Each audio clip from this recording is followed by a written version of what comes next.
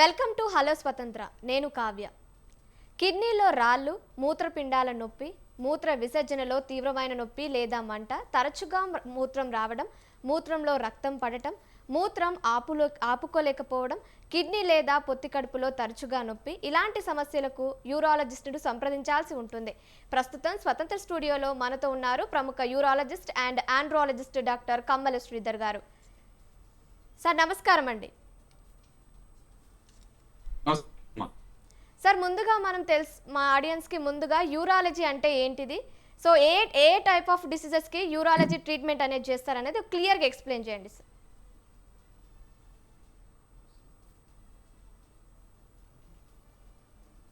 Urology అంటే జనరల్గా kidney సంబంధిత వ్యాధులు, అందులో వచ్చేటువంటి స్టోన్స్ కానీ, ఇన్ఫెక్షన్ కానీ, యూరిన్లో బ్లాక్స్ కానీ, లేక క్యాన్సర్స్ కానీ, లేక కిడ్నీ ఫెయిల్యూర్ కానీ, ఆ తర్వాత అవసరమయ్యే కిడ్నీ ట్రాన్స్ప్లాంట్ కానీ, ఇవన్నీ యూరాలజీలోకి వస్తాయి.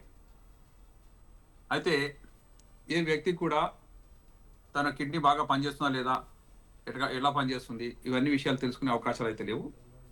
దానికి జనరల్గా కిడ్నీ ఫంక్షన్ ఎలా తెలుసుకోవడానికి యూరిన్ టెస్ట్ కానీ, బ్లడ్ టెస్ట్, స్కానింగ్ ఇవి చేయడం ద్వారా అందులో ఉన్న ఫంక్షన్ కొంతవరకు మనం తెలుసుకోగలుగుతాం. అయితే ఉన్న వాటన్నిటిలో కూడా హార్ట్ ఎంత గొప్పగా పనిచేస్తుందో అంత గొప్పగా కిడ్నీస్ కూడా పనిచేస్తాయి. కానీ ఇవి చాలా సైలెంట్గా పనిచేస్తాయి. ఎందుకంటే హార్ట్ కనీసం ఒక సౌండ్ ఇస్తుంది, లబ్డబ్ అని. కానీ కిడ్నీస్ అలా కాకుండా చాలా సైలెంట్గా పుట్టుక నుంచి ఆల్మోస్ట్ మనం చనిపోయే వరకు కూడా పనిచేస్తూనే ఉంటాయి. అనుక్షణం మూత్రం తయారు చేస్తూనే ఉంటాయి. అది కేవలం విసర్జక పదార్థాన్ని బయటకు పంపడమే కాకుండా అది రక్తం తయారు కావడానికి అవసరమైనటువంటి ఎరిథ్రోపాయిటిక్ ఫ్యాక్టర్ అనేదాన్ని తయారు చేస్తుంది. అదేవిధంగా మన బాడీలో ఉన్నటువంటి వాటర్ బ్యాలెన్స్, ఎక్కువగా వాటర్ ఉంటే వాటిని బయటకు పంపడం, లేక కొన్నిసార్లు లవణాలు కనుక ఈక్విలిబ్రియంలో లేకపోతే వాటి సమతుల్యత లోపించినట్లయితే తప్పకుండా దాన్ని సరిచేసేటువంటి ప్రయత్నం కూడా చేస్తుంటుంది. ఓకే సార్, ప్రజెంట్ జనరేషన్లో సార్ మనం చాలా మందికి యూరిన్ రిలేటెడ్ ప్రాబ్లమ్స్ అనేవి చాలా చూస్తున్నాం. దానికి మెయిన్ రీజన్స్ ఏమై ఉంటాయి సార్?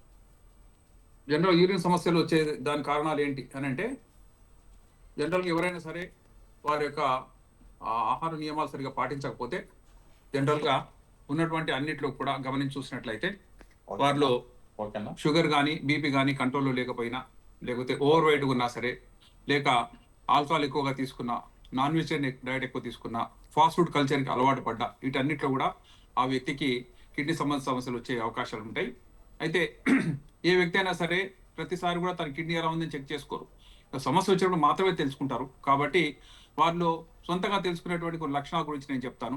ఎందుకంటే మనం పొద్దున్న లేచినప్పుడు జనరల్ అతను చూసుకుంటే ఫేసు ఉబ్బినట్టుగా ఉండడం, లేక పాదాలు కొద్దిగా ఉబ్బినట్టు ఉండడం, ఈ రెండు చాలా ఇంపార్టెంట్ ఫీచర్స్. ఎందుకంటే అది మనమే చూసుకోగలుగుతాం, మన ఫేసు నిన్న ఎలా ఉంది, ఈరోజు ఎలా ఉందని.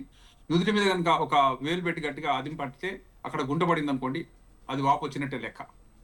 అదేవిధంగా కాళ్ళలో, పాదాల పైన కూడా మనం అదిమి పట్టిన ప్రెస్ చేసి కొంతసేపు పెట్టుకున్నా సరే గుంట పడకూడదు నార్మల్ పర్సన్లో. కానీ కిడ్నీ ఫెయిల్యూర్ కానీ, కిడ్నీ ఫంక్షన్ సరిగా లేకపోతే బాడీలో అధికంగా వాటర్ నిండి ఉంటుంది. ఆ నిండి ఉన్న వాటర్ వల్ల కనీసం 3 to 5 లీటర్స్ వాటర్ ఎక్కువగా ఉంటేనే అలా గుంట పడుతుంది.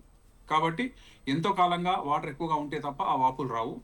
నెక్స్ట్, చాలాసార్లు మనకు ఆకలి ఉండదండి. ఆకలి సరిగా లేకపోతే పర్లేదే ఎందుకు అనుకుంటాం, కానీ కిడ్నీ సరిగా పనిచేయకపోతే కూడా ఆకలి సరిగా ఉండదు. రెండవది అలసటగా ఉండడము, కొన్నిసార్లు ఎక్కిళ్ళు బాగా రావడం. ఎక్కిళ్ళు అనేక కారణాలు కూడా వస్తాయి, కానీ కిడ్నీ ఫంక్షన్ సరిగా లేకపోతే వచ్చే ఎక్కిళ్ళు కొన్ని గంటలు, కొన్ని రోజుల వరకు ఉంటాయి. ఆ తర్వాత అడ్వాన్స్ స్టేజ్లో గమనించినట్లయితే శరీరంలో వాటర్ నిండిపోయి ఊపిరితిత్తుల్లో ఆ వాటర్ ఉండడం వల్ల గ్యాస్ ఎక్స్చేంజ్ జరగదు. ఆక్సిజన్ చుట్టుపక్కల ఉన్నా సరే మనకు అందదు. అందువల్ల ఎయిర్ హంగర్ అంటాం. అంటే జనరల్గా ఎగిరి ఛాతీని ఎగరేస్తూ కూడా మూత్రం వారికి ఆయాసపడుతుంటారు, ఆక్సిజన్ అందదు. అట్టి పరిస్థితుల్లో చూసినట్టయితే SpO2 అని మనందరికీ తెలుసు. కరోనా టైం లోపల ఆక్సిజన్ లెవెల్స్ ఎంతో చూడడానికి చిన్న మెషిన్స్ అందరి దగ్గర ఉన్నాయండి, పల్స్ ఆక్సిమీటర్ అంటారు. దానిలో పెట్టి చూసినట్లయితే జనరల్గా 90 కంటే తక్కువగా ఉంది అని అంటే మాత్రం తప్పకుండా లంగ్స్లో వాటర్ చేరినట్టే. దానివల్ల ఆ వ్యక్తి యొక్క ప్రాణం అపాయంలో ఉంటుంది.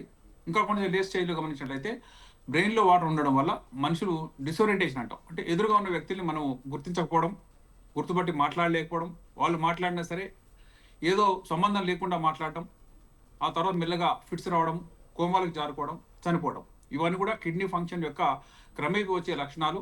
తొలి దశలో గుర్తించినట్లయితే చక్కటి ట్రీట్మెంట్ ఉంటుంది. వాటి కనుక ట్రీట్మెంట్ తీసుకుంటే ఆ వ్యక్తి కనీసం నార్మల్ లైఫ్ స్పాన్ అంటే 55 నుంచి 80 ఇయర్స్ వరకు ఈ మధ్యలో ఎక్కడైనా సరే జీవించే అవకాశం ఉంటుంది. కానీ తొలి దశలో గుర్తించకపోయినట్లయితే సడన్గా హార్ట్ ఫెయిల్ అవుతుంది. హార్ట్ ఎందుకు ఫెయిల్ అవుతుందంటే బాడీలో ఉన్న లవణాలు సరిగా ఈక్విలిబ్రియంలో లేకపోవడం వల్ల, ముఖ్యంగా పొటాషియం పెరిగింది అనుకోండి, హార్ట్ ఒక్కసారిగా స్టాప్స్ ఇట్ డయాస్టోలీ అంటే రిలాక్స్ అయిపోతుంది, పంపింగ్ యాక్షన్ ఉండదు. కాబట్టి బ్లడ్ ఫ్లో ఎప్పుడైతే పంప్ కాలేదో ఆటోమేటిక్గా వారి యొక్క ప్రాణం అపాయంలో ఉంటుంది. కాబట్టి ఎవరైనా గుర్తుంచుకోవాలి అంటే బాడీ వెయిట్ మెయింటైన్ చేయాలండి. బాడీ వెయిట్ సరిగా ఉండాలి. వెయిట్ పెరిగిందంటే ఫ్యాట్ పెరిగిందని కాదు, కొన్నిసార్లు వాటర్ పెరిగితే కూడా అలా అవుతుంది. 4 నుంచి 5 కిలోలు పెరిగే అవకాశం కూడా ఉంటుంది కిడ్నీ ఫెయిల్యూర్ పేషెంట్స్. ఎందుకంటే వాళ్ళు వాటర్ ఎక్కువ తాగకపోయినా శరీరం నుంచి బయటకు రావాల్సిన వాటర్ విసర్జించలేకపోవడం వల్ల మొత్తం అన్ని పార్ట్లో ఉంటుంది. ముఖ్యంగా కాళ్ళలో ఉంటుంది, ఆ తర్వాత పొట్టలో ఉంటుంది. పొట్టలో ఉండడం వల్ల అసైటిస్ అంటాం. అందువల్ల ఇంటెస్టైన్ సరిగా పనిచేయము. కాబట్టి వాళ్ళకి కాన్స్టిపేషన్ ఉంటుంది. స్టమక్లో కనుక వాటర్ చేరి స్టమక్ చుట్టూ వాటర్ చేరింది అనుకోండి, మనకు ఆకలి కలగదు. ఆ తర్వాత ఏం తిన్నా సరే వాంతికి వస్తూ ఉంటుంది. దీనికి ముఖ్య కారణం ఏంటి అంటే యూరియా, క్రియాటినిన్ అనే విసర్జక పదార్థాలు. మనందరూ కూడా మన దైనందిన జీవితంలో మన యాక్టివిటీ వల్ల కొన్ని ఇటువంటి ప్రోడక్ట్స్ తయారవుతాయి. వాటిని రోజువారీగా కిడ్నీ బయటకు పంపుతూ ఉంటుంది, అనుక్షణం పనిచేస్తూనే ఉంటుంది. కాబట్టి యూరియా, క్రియాటినిన్ అనేవి తక్కువగా ఉండాలి. అవి కనుక బాడీలో పెరిగినాయి అనుకోండి, దాని ద్వారానే కిడ్నీ పనిచేయట్లేదని, కిడ్నీ ఫెయిల్ అయిందని చెప్పడానికి మాకు ఆస్కారం ఉంటుంది. నార్మల్గా సీరం క్రియాటినిన్ అనేది 1 mg/% ఉంటుంది. కానీ ఎవరికైతే కిడ్నీ ఫెయిల్ అయిందో వారికి 8 mg/% కంటే ఎక్కువగా ఉంటుంది. 10, 12, 20, 40 మిలీగ్రామ్స్ కూడా చూసాం. అయితే ఒకేసారిగా 1 నుంచి 10 వరకు వెళ్ళదండి. అది కొన్నిసార్లు 2 mg, 3 mg మధ్యలో ఉంటే దాన్నే క్రానిక్ కిడ్నీ డిసీజ్ అంటాం. అంటే కొంతవరకు పనిచేస్తుంది, కొంత పని చేయట్లేదు. కాబట్టి అలాంటి కండిషన్లు కనుక మందులు తీసుకొని డయట్ ప్రికాషన్స్ ఫాలో అయ్యి షుగర్ బీపీ కంట్రోల్ చేసుకున్నట్లయితే క్రియాటిన్ పెరగకుండా చూసుకోవచ్చు. ఆ 2-3 క్రియాటిన్ ఉన్నా సరే వాళ్ళ జీవితకాలం సజావుగా సాగే అవకాశాలు ఉంటాయి. ముఖ్యంగా వారిలో బీపీ పెరగడానికి ఛాన్స్ ఎందుకంటే సోడియం రిటెన్షన్ అంటాం. అంటే ఉప్పు తీసుకుంటాం మనం, ఉప్పు లేకుండా తినలేరు చాలామంది. పెరిగేసుకున్నప్పుడు మళ్ళీ దాంట్లో ఉప్పు వేసుకుంటారు, పచ్చళ్ళు తింటారు. వీటన్నిటిలో ఉప్పు చాలా ఎక్కువగా ఉంటుందమ్మా. ఉప్పుతో పాటు వాటర్ కూడా మన బాడీలో ఉండిపోతుంది. అందువల్ల బీపీ పెరుగుతుంది. కాబట్టి బీపీ పేషెంట్ అందరూ కూడా ఫస్ట్ గుర్తుంచుకోవాల్సింది ఉప్పు చాలా తక్కువగా తీసుకోవాలి. అంటే ఉప్పు లేకుండా తినడం అనేది చాలా కష్టం అండి ఎవరికైనా సరే. కానీ మేమేం చెప్తామంటే ఏదైనా కూరలో వండితే అది ఉప్పు లేకుండా వండి తర్వాత తినేటప్పుడు ఒక 2 పిసర్లు అలా మినిమం అవసరమైనంత ఉప్పు దాంట్లో వేసుకొని తిన్నట్లయితే కనీసం టేస్ట్ అన్న ఉంటుంది. ఆ తర్వాత ఉప్పు ఎక్కువ పెరగకుండా ఉంటుంది. మేము ఇచ్చే టాబ్లెట్స్ అన్ని కూడా ఎవరైతే ఉప్పు ఎక్కువ తీసుకుంటే వాళ్ళలో పనిచేయవు. ఎందుకంటే ఆల్రెడీ సోడియం ఎక్కువగా ఉంది కాబట్టి మేము ఇచ్చే మందులు సరిగా ఎఫెక్టివ్గా ఉండవు. కాబట్టి డయట్ ప్రికాషన్ ముఖ్యంగా చూడాల్సింది కిడ్నీ ఫంక్షన్ సరిగా లేని వాళ్ళ లోపల వాటర్ ఎక్కువగా తాగకూడదు. మేము జనరల్గా ఎవరికైనా చెప్పేది ఏంటంటే బాగా వాటర్ తాగితే కిడ్నీస్ బాగా పనిచేస్తాయి, బాగా నీళ్ళు తాగని చెప్తుంటాం. ముఖ్యంగా అది కిడ్నీ స్టోన్ పేషెంట్స్కి అయితే వర్తిస్తుంది. ఎందుకంటే చిన్న చిన్న స్టోన్స్ ఉంటే ఆ వాటర్ ప్రెషర్తో బయటకు వచ్చేస్తే ఆసక్తి చెప్తుంటాం. అది కూడా 8 మిల్లీమీటర్స్ కంటే తక్కువగా ఉన్న స్టోన్స్ మాత్రమే బయటకు వస్తాయి. మరి పెద్ద స్టోన్స్ ఉంటే రావండి. కానీ ఎప్పుడైతే కిడ్నీ ఫంక్షన్ సరిగా లేదో, కిడ్నీ శరీరంలో ఉన్న వాటర్ని బయటకు పంపలేకపోతుందో వాళ్ళు తప్పకుండా వాటర్ తగ్గించాలి. ఎంత తాగాలి అంటే వాళ్ళకు ఎంత దాహం వేస్తుందో అందులో 50% మాత్రమే తాగాలని చెప్తాం.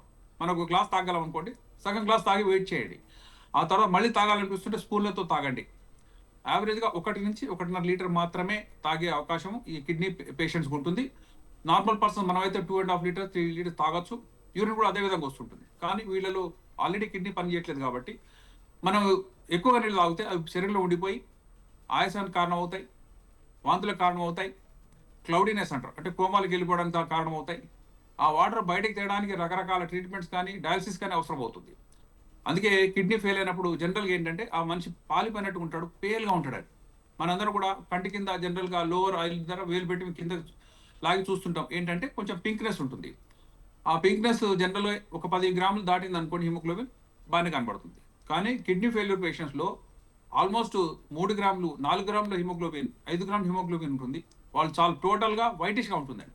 అలా వైటిష్గా ఉన్న క్రమం లోపల వాళ్ళ ప్రాణం అపాయంలో ఉంటుంది. ఎందుకంటే కిడ్నీ పనిచేస్తేనే మనకు రక్తం తయారవుతుంది, హిమోగ్లోబిన్ తయారవుతుంది. మనందరికీ తెలుసు ఎక్కడ తయారవుతుంది రక్తం అంటే బోన్ మ్యారోలో తయారవుతుందండి. బోన్ మ్యారోలో తయారయ్యే క్రమంలో కిడ్నీ నుంచి వచ్చే ఒక స్టిమ్యులెంట్ అంటారు, రీనల్ ఎరిథ్రోపాయిటిక్ ఫ్యాక్టర్ అనే ఉత్ప్రేరకం కనుక బోన్ మ్యారోకి చేరితేనే రక్తం తయారవుతుంది. లేని పక్షంలో అది ఆ ప్రాసెస్ అనేది మధ్యలో ఆగిపోతుంది. కాబట్టి వాళ్ళకి హిమోగ్లోబిన్ పెరగదు, మనం ఎన్ని రకాల ట్రీట్మెంట్ ఇచ్చినా పెరగదు. కాబట్టి వాళ్ళకు బయట నుంచి కొన్ని మరీ తక్కువ హిమోగ్లోబిన్ ఉంటే వాళ్ళు బయట నుంచి ప్యాక్డ్ సెల్ ట్రాన్స్ఫ్యూజన్ అని బ్లడ్ ట్రాన్స్ఫ్యూషన్లో కొంత భాగం మొత్తం బ్లడ్ ఇస్తే ఆ వాల్యూమ్ పెరిగి మళ్ళీ ఎక్కడో ఊగిపోతారని చెప్పి కేవలం సెల్స్ మాత్రమే ఆర్బీసీ డబ్ల్యూబీసీ ప్లేట్లెట్స్ ఆ సెల్స్ మాత్రం సెపరేట్ చేసి వాటిని ట్రాన్స్మిషన్ ఇవ్వడం ద్వారా తక్కువ హిమోగ్లోబిన్ ఉన్న వాళ్ళకు జనరల్గా కొంత రిలీఫ్ ఇవ్వడానికి ఛాన్స్ ఉంటుంది. ఆ తర్వాత ఈ ఎరిథ్రోపాయిటిక్ ఫ్యాక్టర్ ఏదైతే కిడ్నీ తయారు చేయాలో అది బయట నుంచి కృత్రిమంగా ఇంజెక్షన్ రూపంలో ఇస్తున్నాం. వారానికోసారి ఇవ్వడం ద్వారా వాళ్ళకు కూడా కొంత హిమోగ్లోబిన్ పెరిగి కనీసం నార్మల్గా 8 to 10 గ్రామ్స్ అన్న ఎవరికైనా హిమోగ్లోబిన్ ఉంటే వాళ్ళ లైఫ్ సేఫ్గా ఉంటుంది. లేని పక్షంలో ఎప్పుడైనా సరే సడన్ హార్ట్ ఫెయిల్యూర్కి అయితే కారణమవుతుంది. ఎందుకంటే హిమోగ్లోబిన్ తక్కువగా ఉంటే వాళ్ళ లోపల ఆక్సిజన్ క్యారింగ్ కెపాసిటీ ఉండదు, వారికి అసలు ఆక్సిజనే అందదు. ఆక్సిజన్ అందకపోతే మన శరీరంలోని కణజాలు సరిగా పనిచేయవు. టోటల్గా వీక్నెస్ కానీ నిస్సత్తువ కానీ చివరికి ఏం చేయలేక బెడ్ రిడన్ అయిపోవడం మేము చూసాం. జనరల్గా ఎవరైనా గుర్తుంచుకోవాల్సింది ఏంటంటే మూత్రం వచ్చిన క్రమం లోపల ఫ్రీగా వస్తుందా లేక ఒత్తుకొని పోస్తున్నామా, గట్టిగా ఫోర్స్ చేసి పోవాల్సిన అవసరం ఏ మనిషికి రాకూడదండి. ఎందుకంటే మూత్రం పోవడానికి కూడా ఒక ఆర్డర్ ఉంది, ఒక 30 సెకండ్లో ముగించుకొని రావాలి. కానీ బాగా స్ట్రగుల్ అవుతూ 6 నిమిషాలు 10 నిమిషాలు అయ్యి లోపల చెమటలు కక్కుతూ చివరికి పూర్తిగా రాలేదని బాధపడుతూ ఇంతవరకు అలసిపోయాం కదా అని బయటకు రావడం, మళ్ళీ 10 నిమిషాల్లో ఆ మిగిలిపోయిన మూత్రం ఇంకొకసారి వాళ్ళ మూత్రం వాళ్ళ ప్రేరేపించడం, ఇలా మాటికి బాత్రూమ్ చుట్టూ తిరుగుతున్నారు అనుకోండి ఎవరైనా సరే, అది ప్రమాదకరమైన కండిషన్. ఎందుకంటే ఎప్పుడైతే మనం స్ట్రెయిన్ అవుతున్నామో పదే అది హార్ట్ పైన కూడా బర్డెన్ అవుతుంది. అలాంటి వాళ్ళలో హార్ట్ ఫెయిల్ అవ్వడం కూడా అవకాశం ఉంటుంది. అందుకే మేము చెప్తున్నాం మూత్రం ఫ్రీగా రావాలి, హాఫ్ మినిట్లో క్లియర్ అయిపోవాలి, వచ్చిన మూత్రం క్లియర్ వాటర్ లాగా ఉండాలి. సమ్మర్లో అయితే కొంచెం చెమటలు ఎక్కువగా పోతాయి కాబట్టి వచ్చే మూత్రం కాన్సన్ట్రేటెడ్ ఉండొచ్చండి. అంటే కొద్దిగా లైట్ ఎల్లో కలర్లో ఉన్నా తప్పులేదు. కానీ దాంట్లో బ్లడ్ మాత్రం ఎట్టి పరిస్థితుల్లో రాకూడదు. బ్లడ్ కనుక వచ్చింది అనుకోండి అది లోపల ఉన్న సీరియస్ కండిషన్ యొక్క పరోక్ష సంకేతం. ఎందుకంటే లోపల కిడ్నీ క్యాన్సర్ ఉందా, లేక కిడ్నీ స్టోన్స్ ఉన్నాయా, కిడ్నీలో చీమ్ బట్టి కిడ్నీ చెడిపోయిందా, లేక నాళాల్లో కానీ పురుషుల్లో అయితే ప్రాస్టేట్ గ్రంథి అని ఉంటుంది, బ్లాడర్కి అవుట్లెట్ దగ్గర ఉంటుంది. ఆ ప్రాస్టేట్ గ్రంథి పెరిగినా సరే దానిపైన రక్తనాళాలు చిట్లి బ్లీడింగ్ అవుతుంది. ఏదేమైనా ఒకసారి రక్తం వచ్చింది మూత్రంలో అంటే తప్పకుండా దాన్ని ఇన్వెస్టిగేట్ చేయాలి.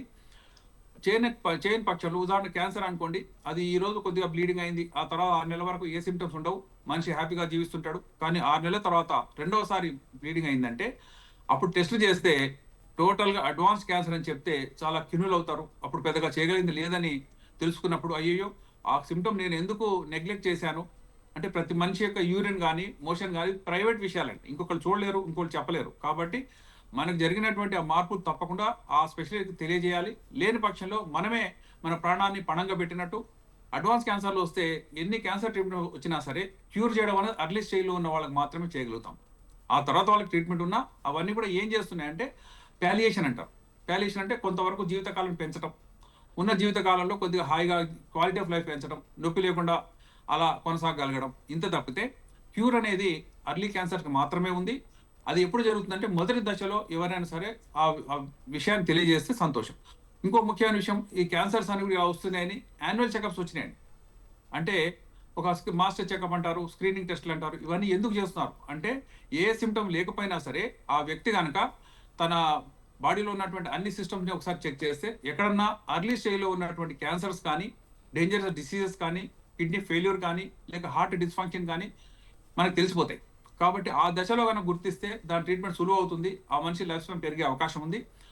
వాటిలో ముఖ్యంగా మేము చేసేది ఏంటంటే కిడ్నీకి అయితే సీరం క్రియాటినిన్ అనే టెస్ట్ చేస్తున్నాం. క్రియాటినిన్ అనేది 1 మిలీగ్రామ్ ఉంటే సంతోషం, పెరిగినప్పుడు ఎందుకు పెరిగిందని చూస్తాం, తగ్గించే అవకాశం ఉంటే ట్రై చేస్తాం. క్యాన్సర్కి ఏమున్నాయి అంటే ముఖ్యంగా ప్రాస్టేట్ క్యాన్సర్కి సీరం పిఎస్సి అనే టెస్ట్ ఉందండి, ప్రాస్టేట్ స్పెసిఫిక్ యాంటిజెన్.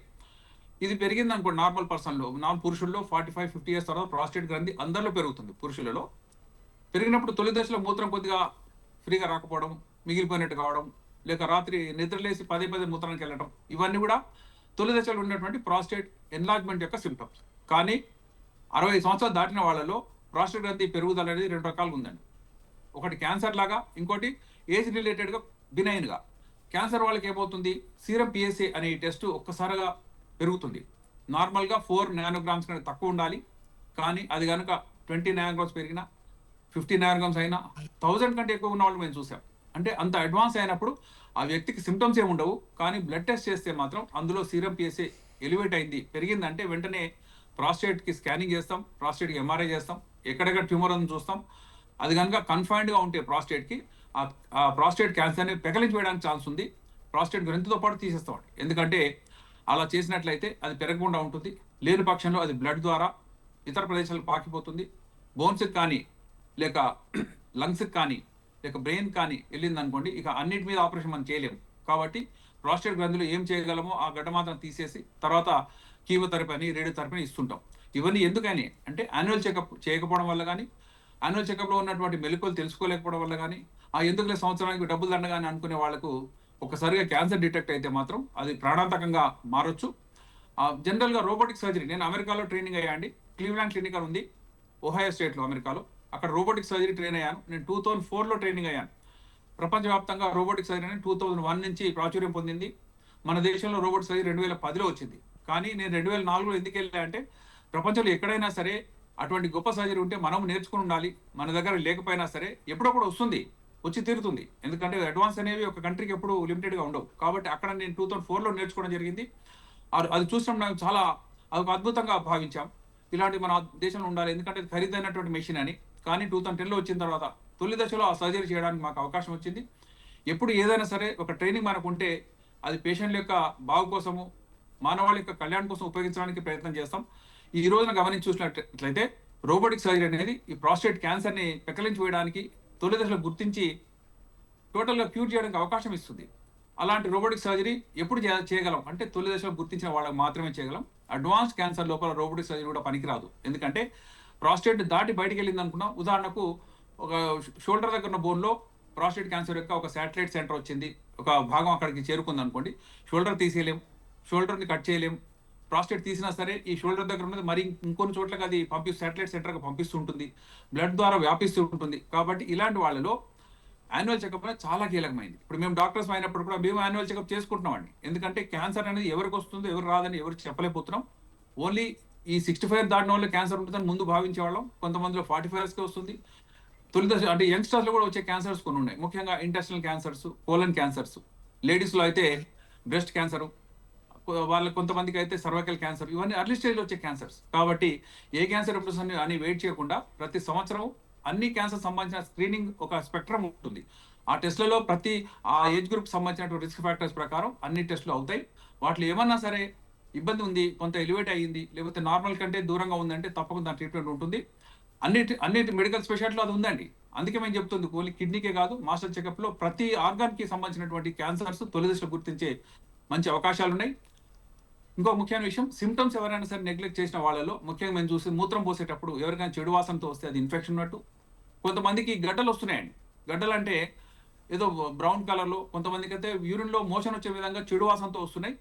ఒకసారి మూత్రంలో కనుక మోషన్ కలిసింది లేక బురదలాగా వచ్చిందంటే అది చాలా ప్రమాదకరమైన కండిషన్. ఎందుకంటే మూత్రనాళంకి మన ఇంటెస్టైన్స్ పేగులకు కూడా కనెక్షన్ ఎక్కడా లేదండి. కానీ క్యాన్సర్ వచ్చినప్పుడు ఈ రెండింటి మధ్యలో ఒక రంధ్రం ఏర్పడుతుంది, దాన్ని ఫిస్టులా అంటాం. మోషన్ మూత్రంలో వచ్చేస్తుంది. కాబట్టి మోషన్లో ఉన్నటువంటి అన్ని కోటానుకోట్ల బ్యాక్టీరియా అవి మూత్రనాళానికి కొత్త, ఇంటెస్టైన్లో ఉన్నటువంటి ఆ ముక్కలన్నీ కూడా మూత్రంలో వస్తాయి. వచ్చింది అంటే అది చాలా ప్రమాదకరం. అనతి కాలంలోనే కిడ్నీస్ ఫెయిల్ అవుతాయి. అలాంటి వ్యక్తుల్లో మేమేం చేస్తున్నాం అంటే వారికి ఎక్కడ క్యాన్సర్ చూసి ఆ రెండింటి మధ్యలో ఉన్న కనెక్షన్ దాన్ని తొలగించి ఆ రెండు వైపులా రంధ్రాన్ని మూసేసి ఆ క్యాన్సర్ని టోటల్ తీసేసి చేయడానికి అవకాశం వస్తుంది. అవన్నీ కూడా తొలి దశలో గుర్తిస్తే మూత్రంలో ఎట్టి పరిస్థితుల్లో గ్యాస్ రాకూడదండి. గ్యాస్ వచ్చిందంటే ఏదో ఇంటెస్టైన్తో అది కనెక్షన్ ఉన్నట్టే. ఆ కనెక్షన్ అంతా కూడా క్యాన్సర్ వల్లనే వస్తుంది తప్పితే సింపుల్ బినైన్ కండిషన్ వల్ల అట్లా రాదు. కాబట్టి మూత్రం నుండి ఆ మార్పును గమనించాలి. మరికొంతమందికి మూత్రం గ్రీన్ కలర్లో వస్తుందండి. గ్రీన్ కలర్ ఏంటి? మన జనరల్ లైట్ ఎల్లో కలర్ తెలుసు మనకు, లేక క్లియర్ వాటర్ లాగా తెలుసు. కానీ గ్రీన్ కలర్లో వచ్చిందంటే మాత్రం అది చాలా సీరియస్ బ్యాక్టీరియా. అదే సూడోమోనాస్ ఏరిజినోస్ అంటాం. అది ఎలివేట్ అయినప్పుడు, అది పెరిగినప్పుడు గ్రీన్ కలర్ పిగ్మెంట్ రిలీజ్ చేస్తుంది. దానికి చాలా పవర్ఫుల్ యాంటీబయాటిక్ వాడాల్సి వస్తుంది. లేని పక్షంలో మెల్లగా కిడ్నీస్ చెడిపోతాయి. కిడ్నీస్ చెడిపోవడానికి ఎక్కువ టైం పట్టదండి. జనరల్గా ఇన్ఫెక్షన్ నెగ్లెక్ట్ చేస్తే 6 వారాల నుంచి 8 వారాలు కిడ్నీస్ టోటల్ ఫెయిల్ అయ్యే అవకాశం ఉంటుంది. అదేంటి నాకు మొన్న 2 months బ్యాకే కదా ఫస్ట్ టైం డయాగ్నోస్ అయింది, ఇప్పుడు ఎందుకు ఫెయిల్ అయిందని అడగడం లేదు. కిడ్నీస్ ఫెయిల్ అయిందంటే మాత్రం ఆ వ్యక్తి అపాయంలో ఉన్నట్టే లెక్క. అప్పుడు వెంటనే ఏం చేస్తున్నాం, కిడ్నీ ఫెయిల్ అవుతే వారికి డయాలసిస్ చేయమని చెప్తున్నాం. డయాలసిస్ అంటే ఏంటి అంటే టెంపరీగా కిడ్నీ చేసే పనిని ఒక మెషిన్ చేస్తుంది. అది ఎట్లా అంటే ఒక బాక్స్ లాగా ఉంటుంది. మన చేతిలోంచి ఒక నాళం గుండా బ్లడ్ తీసుకెళ్లి అందులో ఫిల్టర్ చేయడం జరుగుతుంది. ఫిల్టర్ చేసిన తర్వాత ఇంప్యూరిటీస్ అన్ని తొలగిపోయి అక్కడి నుంచి వచ్చే స్వచ్ఛమైన బ్లడ్ని మళ్ళీ ఇంకొచ్చేది లెఫ్ట్ నుంచి తీసుకొని ఆ మెషిన్లో పంపిస్తే మళ్ళీ రైట్ హ్యాండ్లోకి రిటర్న్ చేస్తున్నాం. అలా చేయడం ద్వారా 3 నెలలు ఎక్స్చేంజ్ మొత్తం బ్లడ్ తీసి బాక్స్ వేయడానికి కుదరదండి. మన బ్లడ్ వాల్యూమ్లో ఒక 10% అలా పంపించడం, అది ప్యూరిఫై అయినాక మళ్ళీ రిటర్న్ చేయడం, మళ్ళీ నెక్స్ట్ 10% అలా చేస్తూ చేస్తూ కనీసం 5-6 ఎక్స్చేంజ్ చేస్తే ఆ వ్యక్తికి క్రియేటిన్ కానీ అందులో ఉన్న అధికమైనటువంటి ఎలక్ట్రోలైట్స్ కానీ వాటర్ కానీ తగ్గుతుంది. తర్వాత ప్రాణం కొద్దిగా కూర్చోబడుతుంది. వారానికి 2 లేక 3 సార్లు చేయమని చెప్తున్నాం. ఏ వ్యక్తికైనా సరే కిడ్నీ ఈ డయాలసిస్కి వెళ్ళడం అనేది మాటిమాటికి ఇబ్బంది ఉంటుంది. అందువల్ల వాళ్ళు అడిగేది ఏంటంటే దీనికి పర్మనెంట్ క్యూర్ ఏమైనా ఉందా అంటే దాన్నే కిడ్నీ ట్రాన్స్ప్లాంట్ అంటారు. అంటే కిడ్నీ ట్రాన్స్ప్లాంట్ అంటే ఏంటి? ఒక వ్యక్తికి 2 కిడ్నీస్ చెడిపోతేనే కిడ్నీ ఫెయిల్యూర్ అంటాం. అది రికవర్ కాదని మేము కన్ఫర్మ్ చేసుకున్న తర్వాత వారి యొక్క రక్త సంబంధికులు అంటే తల్లి తండ్రి కానీ తోబుట్టువులు కానీ ఎదుకొచ్చిన పిల్లలు కానీ వీళ్ళే రక్త సంబంధికులు అండి. ఆ అంకుల్స్ ఆంటీస్ వాళ్ళ రక్త సంబంధికులు కానే కాదు. అయితే వాళ్ళలో ఎవరైనా సరే ఒక కిడ్నీ ఇస్తే ఆ కిడ్నీని ఈ కిడ్నీ ఫెయిల్ అయిన పేషెంట్కి అమర్చుతాం. దాన్ని కిడ్నీ ట్రాన్స్ప్లాంట్ అంటున్నాం. అయితే మరి ఇచ్చే వాళ్ళకి ఏమైనా అపాయం ఉంటుందా అనే క్వశ్చన్ వస్తుంది. ఎందుకంటే డోనర్ని మోటివేట్ చేయడం చాలా కష్టం అండి. మాకు సర్జరీ చేయడం చాలా ఈజీ. ఎందుకంటే మేము ట్రైన్ పర్సన్స్. నేను ఇండియాలో బెస్ట్ సెంటర్ ఉందండి పీజే చెట్టి గారు అని చెప్పి, ఆల్ ఇండియా టాపర్స్ మాత్రమే సీట్ వచ్చే సెంటర్ అది. అక్కడ నేను ఎంఎస్ జనరల్ సర్జరీ చేశాను, ఎంసీహెచ్ యూరాలజీ చేశాను, అక్కడ ట్రాన్స్ప్లాంట్ ట్రైనింగ్ చేశాను. సర్జరీ అనేది మాకు చాలా వరకు మేము ట్రైన్ అయ్యాం కాబట్టి మేము బయటకు వచ్చాం ఆ ఇన్స్టిట్యూట్ నుంచి. కానీ ఒక పేషెంట్ ఒప్పించడం చాలా కష్టమైన పని. ఎందుకంటే ఏ వ్యక్తి అయినా తన పైన ప్రాణం పైన తీపి ఉంటుంది. 2 కిడ్నీస్లో ఒకటి ఇచ్చినా ఏం కాదండి మీకు అని చెప్పినప్పుడు మొదట మదన పడతారు, ఆందోళన చెందుతారు. స్లోగా స్టెప్ బై స్టెప్ కొన్ని రోజుల్లో వాళ్ళు అగ్రి కావచ్చు. ఎందుకంటే ఆల్రెడీ మేము చేసినటువంటి ట్రాన్స్ప్లాంట్ పేషెంట్లు కానీ వాళ్ళ డోనర్స్ కానీ మేము చూపిస్తాం. కొన్నిసార్లు వాళ్ళు ఏమైనా ఊర్లలో ఉంటే వాళ్ళ నెంబర్ ఇచ్చి అక్కడికి వెళ్ళి వాళ్ళ ఇళ్ళలో చూడండి ఎలా బ్రతుకుతుందని చెప్తాం. అలా ఒక డోనర్ని మోటివేట్ చేసుకుంటే ఆ డోనర్ యొక్క బ్లడ్ రిలేషన్ కనుక కరెక్ట్గా ఉందని ఎస్టాబ్లిష్ అవుతే బ్లడ్డే కాదండి హెచ్ఎల్ఏ అని ఉంటుంది, హ్యూమన్ ల్యూకోసైట్ యాంటిజెన్ అని. మనందరూ టిష్యూ మ్యాచింగ్ అంటాం. ఆ టిష్యూ మ్యాచింగ్ బాగుంటేనే కిడ్నీ ట్రాన్స్ప్లాంట్ చేసినప్పుడు ఎక్కువ కాలం జీవించే అవకాశం వస్తుంది. నేను కిడ్నీ ట్రాన్స్ప్లాంట్ చేసిన పేషెంట్ 27 years దాటిందని ఇంకా బాగానే ఉన్నారు. దానికి కారణం ఏంటంటే తల్లి డోనర్గా ఉంది, బిడ్డకి ఇచ్చింది. బిడ్డ 18 years ఉన్నప్పుడు తల్లి ఇచ్చిందని 36 years ఉన్నది ఆమెకి. వాళ్ళిద్దరు చక్కగా జీవిస్తున్నారు. ఇద్దరు అమ్మాయి ట్రాన్స్ప్లాంట్ చేయించుకున్న అమ్మాయి పెళ్లి చేసుకుంది, 2 పిల్లలు కలిగారు. ఆ పిల్లలు కూడా ఎదిగొచ్చారు. ఇవన్నీ వింటుంటే డోనర్ లేనిదే ట్రాన్స్ప్లాంట్ చేయలేం. డోనర్ మన బ్లడ్ రిలేటివ్ అయి ఉండాలి. ఎక్కడో కిడ్నీ కొనుక్కుంటాము, ఎక్కడో జరుగుతుంది దొంగతనంగా అంటే దానికి పోరాదు. ఎందుకంటే మ్యాచింగ్ లేని చోట కిడ్నీస్ ఫెయిల్ అవుతాయండి. 3 నుంచి 6 నెలల్లో అది ఫెయిల్ అయిపోతుంది. ఫెయిల్ అయినప్పుడు అప్పుడు విషయం బయటకు వస్తుంది. అంటే డాక్టర్లు రహస్యంగా ఏదో డబ్బులు తీసుకుని మాకు డోనర్ సప్లై చేశారని పేషెంట్ చెప్పడం వింటుంటే ఆశ్చర్యం వేస్తుంది. ఎందుకంటే బయట డోనర్ తీసుకున్న దండగా అది పనికిరాని కిడ్నీ.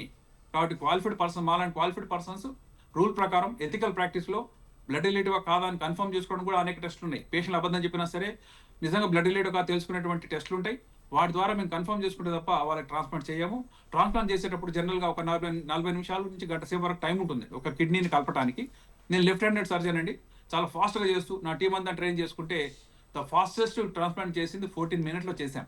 అంటే రక్తనాళాలు కలిపేసి మళ్ళీ దాంట్లో బ్లడ్ ఫ్లో రిస్టోర్ చేసాం.